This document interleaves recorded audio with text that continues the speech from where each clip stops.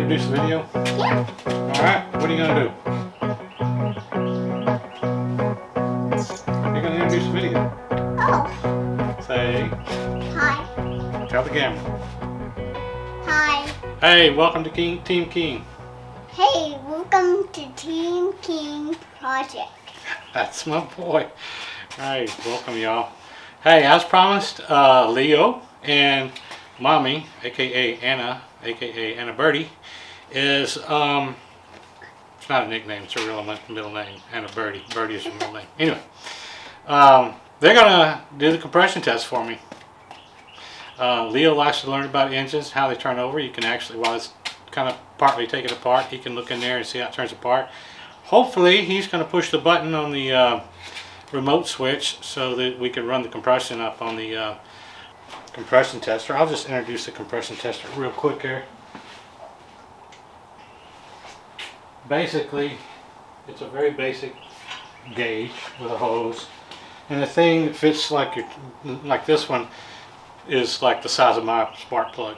It goes into the head where the spark plugs go. There's on this side there's 4, on the driver's side there's 4, on the passenger side there's 4, and then we're just going to write down what the compression comes to. But it's essentially, you screw this in to the head, put this side on the gauge, and then you turn the engine over where the remote start. Okay, and it'll go and it'll go about 5 times. About 5 times that needle moves, and you got your max compression. Then you write your compression down, which one that was. On this side of the engine, on the driver's side of the engine, it's 1357. 1357. This is a small like Chevy.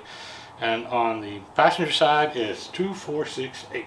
2468. Yep, 2468 on the passenger side.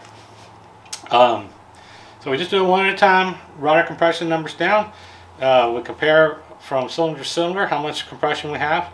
And that's essentially our compression test. We just want to make sure we have good compression in each one of our cylinders. So I'm going to turn it over to Anna Birdie and Leo, and they're going to get this test done.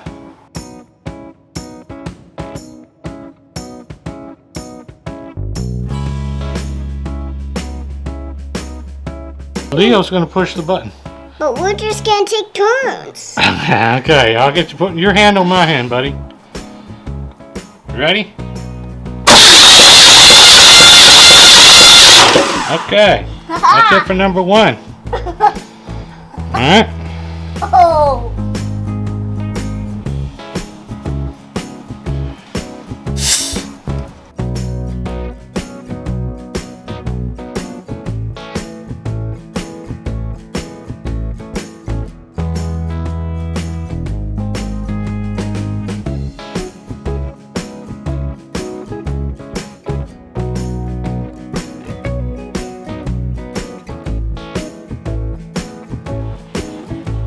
Are you ready? Put your hand on mine. Alright, that's good. 210 perfectly. Oh.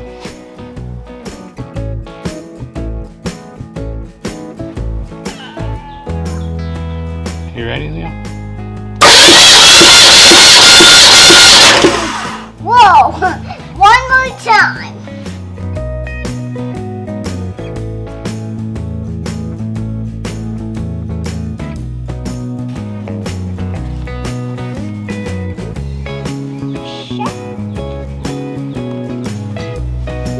Are you ready, Leo?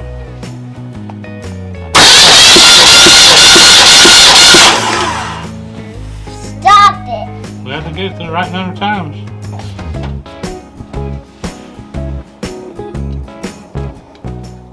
I guess I'm all done doing this job because I'm too tired now. So I had to take a nap. What'd you say? You're too tired? Yeah. Okay, well, hang on. Don't go anywhere yet. I want you to show me something. What'd you see when you pushed the button? Okay, tell the camera. Hang on. Tell the camera. What'd you see, Leo? I saw those coming up and down. The rocker arms? What else? Push rods? Push rods. Lifters? Lifters. Alright. You saw the engine going round and round, huh? Okay, now I can go. Okay, see you later. Thanks for your help, buddy. I can see Did you tell the camera bye? Bye. All right.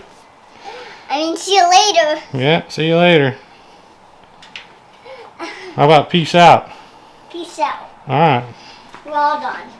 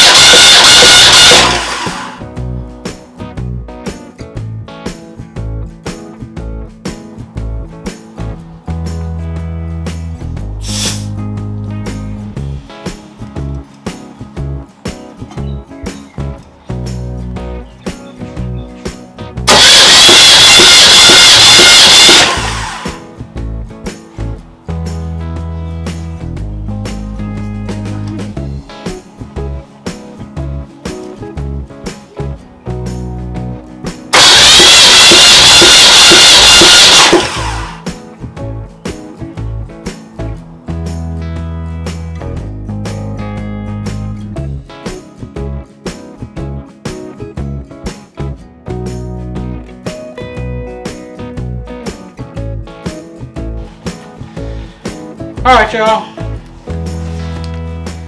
We're done with the compression test. Thanks to Anna Birdie for doing that. It was fun. It was fun for me. And I think a little bit of fun for Leo, although he was only good for like 3 or 4 cylinders, and he was off to watch an emergency video of his own.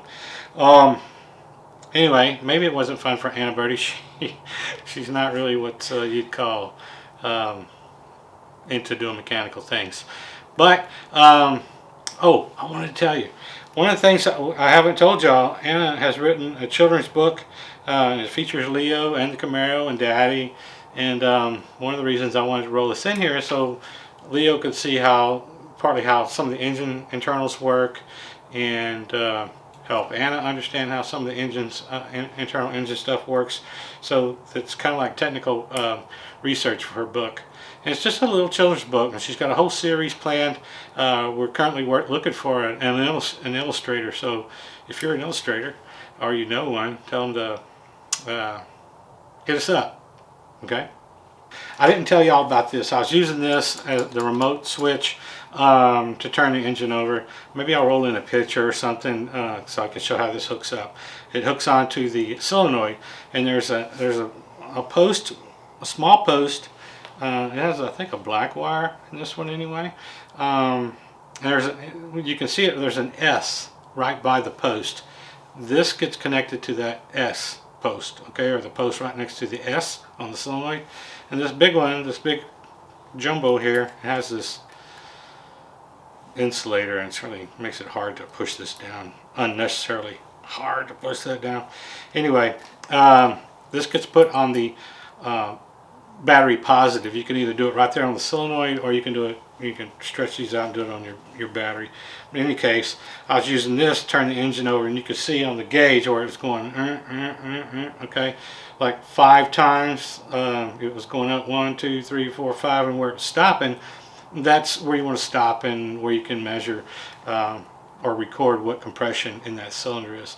Now, the great news is, I don't know if you can see this on the camera, we got pretty consistent compression in our cylinders. Now, this isn't the same as compression ratio for the engine, okay? This is how much compression is actually created when that piston goes up from its low point to its uppermost point, up and down, and how much compression is being created inside those cylinders.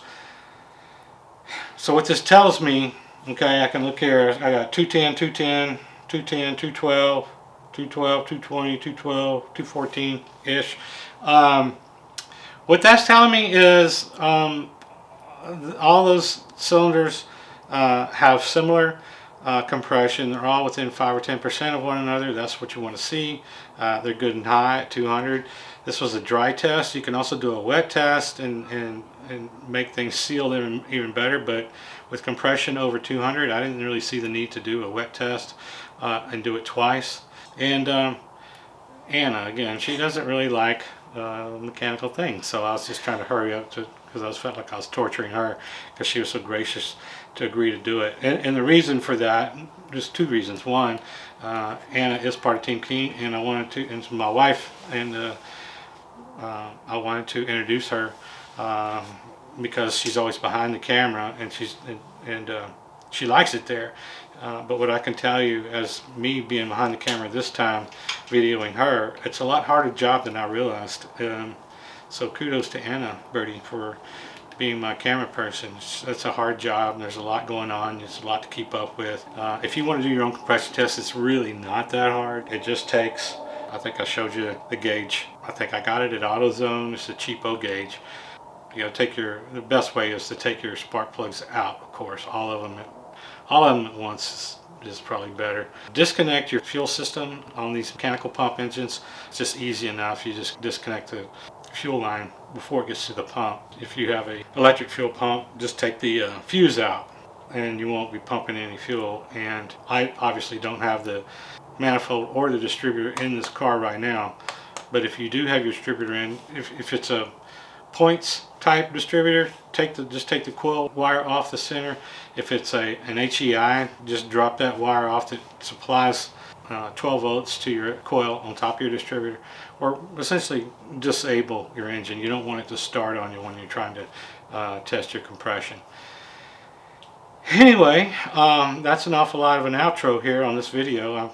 I'm pretty excited. I'm getting close to getting the engine put back together. Hopefully it'll run right this time. Anyway, thank y'all for hanging around.